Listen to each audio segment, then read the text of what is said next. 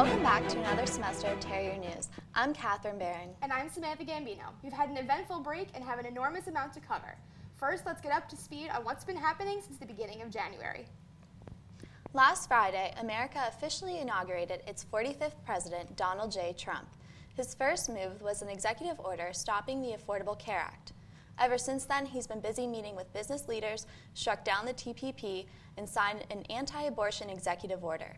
He's also signed several other executive orders to continue the Keystone and Dakota Access pipelines, another specifically stating that all of the material used in the creation must be made in the USA, another to start building the wall between the US and Mexico, and most recently, another blocking people with visas from 6 countries overseas from entering the United States. Last Saturday was another historical day with millions of people marching not only across this country but also across the world. It was estimated that 3 million marched in the US and there were roughly 700 marches globally. Within crowds there were women, men, families young and old, and any race. With no arrests made, in some cities like Chicago, the march had to be shut down because of a large number in crowds. In every city, there were many different appearances made by big-name celebrities, ranging from Miley Cyrus to Elizabeth Warren, all preaching about equality and making a difference in this world. Because of how peaceful the rallies were, there are promises for more to come. This week, it was announced that the MTA will raise prices for their bus and subway service for the 6th time since 2008.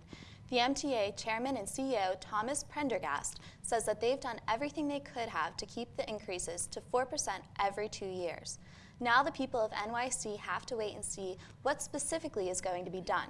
So far, the MTA has narrowed it down to 2 plans and have meetings set to decide officially on what they'll do this week. This has been the first full week back for the students here at St. Francis College, and it started off swimmingly. And it keeps getting better because next Thursday, the college is welcoming one of their biggest guest speakers ever, Supreme Court Justice Sonia Sotomayor. She will be speaking in Founders Hall as a part of the Thomas J. Volpe Lecture Series at 1:30. To enter the event, you will need your student ID and your ticket. Let's get into all the gossip in the entertainment world that we have been missing with Cara Fusaro and Jamera Blackwell. Thanks, ladies.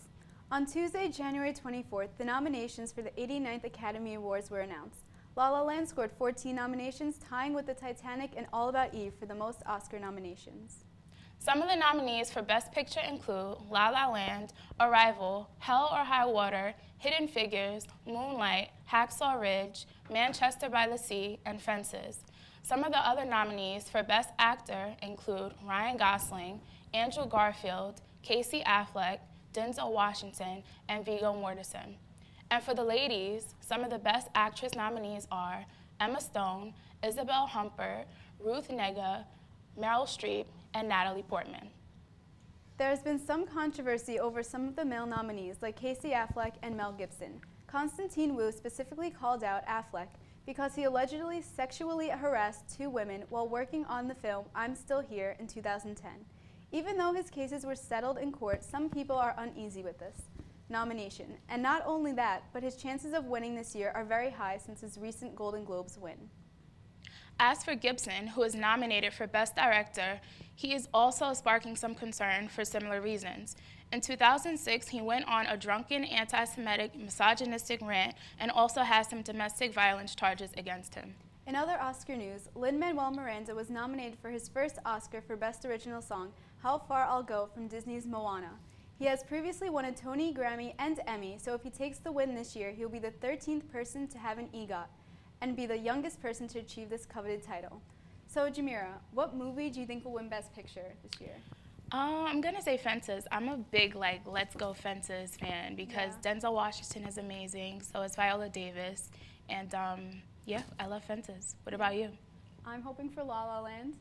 Love Ryan Gosling and Emma Stone. He's so handsome. He is. So, we'll see. We wish all the nominees the best of luck at the Academy Awards on February 26th. Check back here for our review of it. Back to you, ladies. Now to our very own Matt Conklin with sports. Thanks, guys. Your Super Bowl 51 matchup was locked in this past week as the NFC and AFC champions were crowned. The Green Bay Packers took on the Falcons on Sunday in Atlanta in what was expected to be a high-scoring shootout.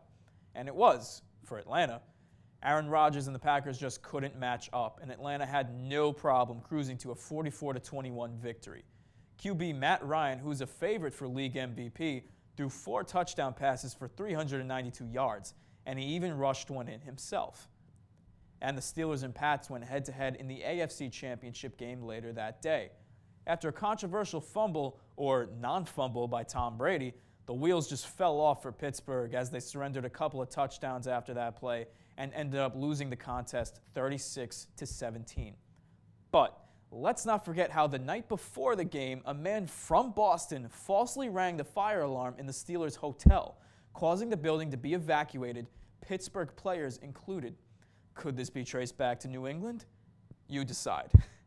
But for Brady, this is his 7th Super Bowl appearance. Think about that. 7 out of 51 Super Bowls will have featured Tom Brady, as he and the Patriots will meet Matty Ice and the Falcons February 5th on the grandest stage of them all. And the Super Bowl, which will air on Fox, will feature fan-favorite sideline reporter Erin Andrews, who revealed this week that she battled cervical cancer during the NFL regular season. Despite the diagnosis, the 38-year-old still managed to work all of her obligated appearances in between her surgeries, which she was strongly advised against. But if looks could kill, they'd kill cancer, as Andrews was told in November that she was in the clear. And now she's healthy and ready to go for Super Bowl Sunday. And so are we here at Terrier News. All right, that's it for sports. Back to you. That's it for us this week on Terrier News. Thank you for joining. I'm Katharine Baran. And I'm Samantha Gambino. Follow us on all of our social media sites at SFC Terrier TV. Good night.